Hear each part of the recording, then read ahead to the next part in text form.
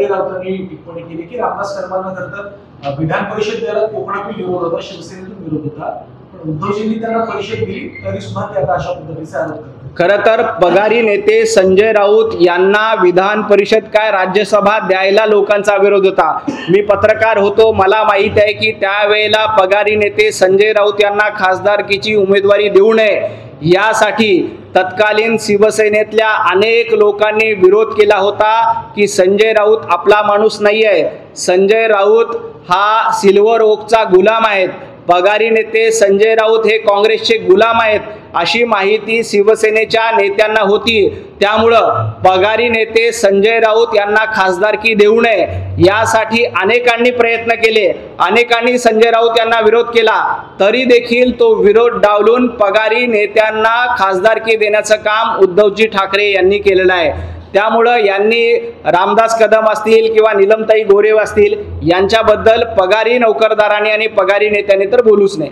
रोहित पवारांनी आरोप केले, काल गौतमी पटेल यांच्या नावावर त्याचा गाडीचा अपघात झाला, त्या ठिकाणी चंद्रकांत पाटलांचा एक व्हिडिओ आहे तो सोशल मीडियामध्ये व्हायरल होतोय। त्यांनी प्रश्न केलाय की तुम्ही तुमच्या मतदारसंघातील नामचीन गुंड आहेत ते भारताबाहेर पळून गेले, महाराष्ट्राबाहेर पळून गेले, त्यांच्या अटकेसाठी तुम्ही पोलिसांवरती दबाव टाकत नाही तर ह्या कारवाईसाठी पोलिसांवर दबाव टाकतात। मी चंद्रकांत दादांचा तो व्हिडिओ बघितलेला नाही, परंतु माझा रोहित पवार यांना सवाल आहे, तुमच्या सरकारच्या काळामध्ये कशा पद्धतीनं गुंडगिरी केली जात होती, तुमच्या सरकारच्या काळामध्ये कशा पद्धतीनं शेतकऱ्यांवर गोळीबार केला जात होता, तुमच्या सरकारच्या काळामध्ये पुण्यामध्ये कशा पद्धतीनं टोळी युद्ध केलं जात होतं, याचं आत्मपरीक्षण रोहित पवारांनी पहिल्यांदा करावं आणि मग इतरांवर बोलावं। राज्य सरकारने नाईट लाईफच्या संदर्भात एक निर्णय घेतला, त्यावर आता काल आदित्य ठाकरेंनी भाजपला उद्देशून ट्विट केले की जेव्हा माझ्या काळामध्ये आम्ही नाईट लाईफच्या संदर्भात निर्णय घेण्याचा प्रयत्न केला, भाजपने तेव्हा टीका केली, आता नेमकं भाजपचं मत नाईट लाईफ बद्दल का बदललं, भाजपने भूमिका का बदलली असं प्रश्न केला। पब पार्टी आणि पेंग्विन याचं समर्थन करणाऱ्या आदित्यजी ठाकरे यांनी कृपया नाईट लाईफ बद्दल न बोललेलं बरं। त्यांचे काय काय कारनामे आहेत हे महाराष्ट्रासमोर आमचे नितेशजी राणे वेळोवेळी आणतात। तुमची car, electric panel, data server आगीपासून सुरक्षित आहे का?